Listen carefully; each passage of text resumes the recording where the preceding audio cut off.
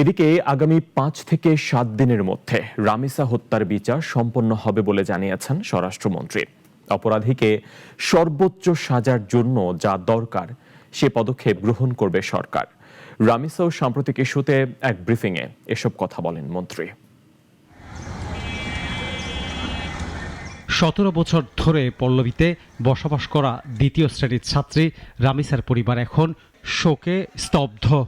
ছোট্ট রামিসার ঘাতক সোহেলকে আটকের পর কত দ্রুত তার বিচার কার্যকর হবে এই নিয়ে জনমনে রয়েছে শঙ্কা।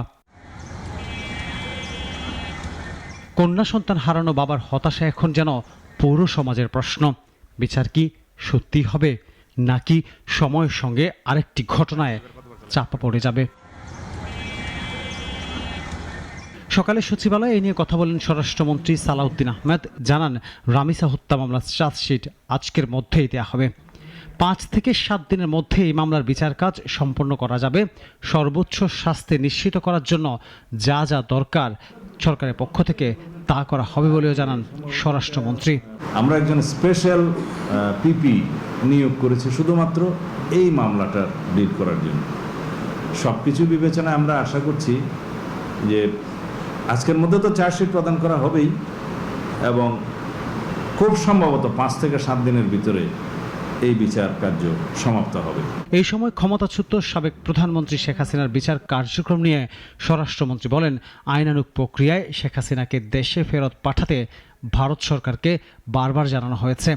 আমরা পররাষ্ট্র মন্ত্রণালয়ের মাধ্যমে ভারত সরকারের কাছে তার এক্সট্রাডিশনের জন্য আমরা পত্র পাঠিয়েছি অনেক আগে, রিপিটেডলি, এবং আমরা এখনও চাই আইনানুগ প্রক্রিয়ায় তিনি এক্সট্রাডিশন চুক্তি in between extradition treaty in between two কান্ট্রিজে এই বিধান মতে ভারত সরকার তাকে ফেরত পাঠাবে। রিকনসিলিয়েশন আইডিয়া বিএনপির জানিয়ে সালাউদ্দিন আহমেদ জানান, যখন প্রয়োজন হবে বৃহত্তর জাতীয় ঐক্য সৃষ্টির লক্ষ্যে ভবিষ্যতে রিকনসিলিয়েশন গঠনের উদ্যোগ নেবে সরকার।